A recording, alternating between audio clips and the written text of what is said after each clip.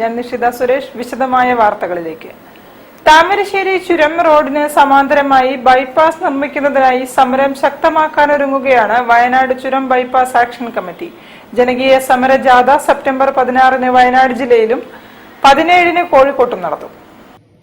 വയനാട് ചുരം റോഡിലെ ഗതാഗതക്കുരുക്ക് പൂർണ്ണമായും ഇല്ലാതാക്കാനും കാലപ്പഴക്കം കൊണ്ട് നിലനിൽപ്പ് ഭീഷണി നേരിടുന്ന ചുരം റോഡിന്റെ കാലാകാല നിലനിൽപ്പിനും ഏക പരിഹാരമാർഗം ചുരം റോഡിന് നിർദ്ദിഷ്ട ബൈപ്പാസ് സാധ്യമാക്കുക എന്നത് മാത്രമാണെന്ന് വയനാട് ചുരം ബൈപ്പാസ് ആക്ഷൻ കമ്മിറ്റി ഭാരവാഹികൾ പറഞ്ഞു.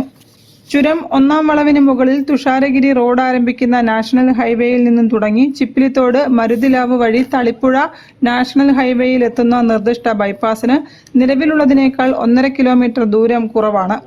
മരുതിലാവ് വനാതിർത്തി വരെ 5.400 കിലോമീറ്റർ പഞ്ചായത്ത് റോഡ് നിലവിലുണ്ട്. ലക്കിടി ഓറിയന്റൽ കോളേജ് ഭാഗത്തേക്ക് ചെറിയ ഭാഗം തുരങ്കം വഴിയോ എലിവേറ്റഡ് ബ്രിഡ്ജായോ ബന്ധിപ്പിച്ചാൽ ഇതിലും എളുപ്പത്തിൽ ബൈപ്പാസ് സാധ്യമാക്കാമെന്നും ഭാരവാഹികൾ പറഞ്ഞു. ഇപ്പോൾ നമുക്കറിയാം, സംസ്ഥാന സർക്കാരിന്റെ ഒരു സ്വപ്ന സാഫല്യം അല്ലെങ്കിൽ ഒരു വാഗ്ദാനമായിട്ടുള്ള തുരങ്കപാത ഇപ്പൊ തിരുവമ്പാടിയിൽ അതിന്റെ ശിലാസ്ഥാപനവും കാര്യങ്ങളും നടന്നിട്ടുണ്ട്. അതുപോലെ പൂഴിത്തോട് ഒരു ചുരമില്ല റോഡിനെ സംബന്ധിച്ചുള്ള സർവേ നടപടികൾ ഇന്നും ഇന്നലെയൊക്കെ ആയിട്ട് നടന്നു വരുന്നതിന്റെ വാർത്തകളെല്ലാം മാധ്യമത്തിലുണ്ട്. അതും വളരെ സാധാരണമാണ്. കോഴിക്കോട് വയനാട് ജില്ലകളുടെ വികസനത്തിന് അല്ലെ വികസന കുതിപ്പിന് ഇതിന് വഴിയൊരുക്കും എന്നുള്ളത് ഒരു സത്യമാണ്. പക്ഷെ ഞങ്ങൾക്ക് പറയാനുള്ളത്, ഈ പുതിയ പാതകൾ വരുന്നത് ചുരത്തിലെ ഗതാഗത കുരുക്കിന് പരിഹാരമാവില്ല.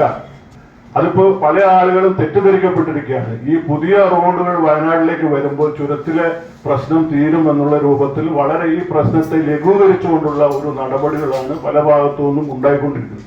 അത് ശരിയല്ല എന്നുള്ളതാണ് നമുക്ക് പറയാനായിട്ടുള്ളത്.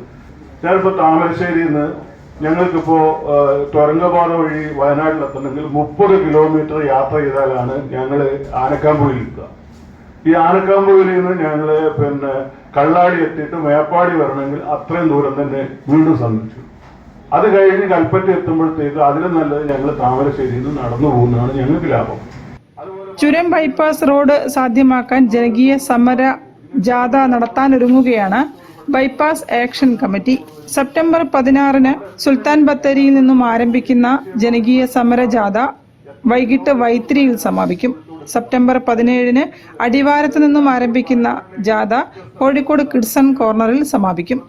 വാർത്താ സമ്മേളനത്തിൽ ചുരം bypass action committee chairman VK Husainkutty, general convener TRO Kuttan, വ്യാപാരി വ്യവസായി ഏകോപന സമിതി വയനാട് ജില്ലാ committee president Georgin T. Joy, Kozhikode ജില്ലാ committee president PK Bappu Haji തുടങ്ങിയവർ സംബന്ധിച്ചു. News bureau, Kozhikode. തൊഴിലാളി ഐക്യം തകർക്കാനും മതത്തിന്റെയും ജാതിയുടെയും ഭാഷയുടെയും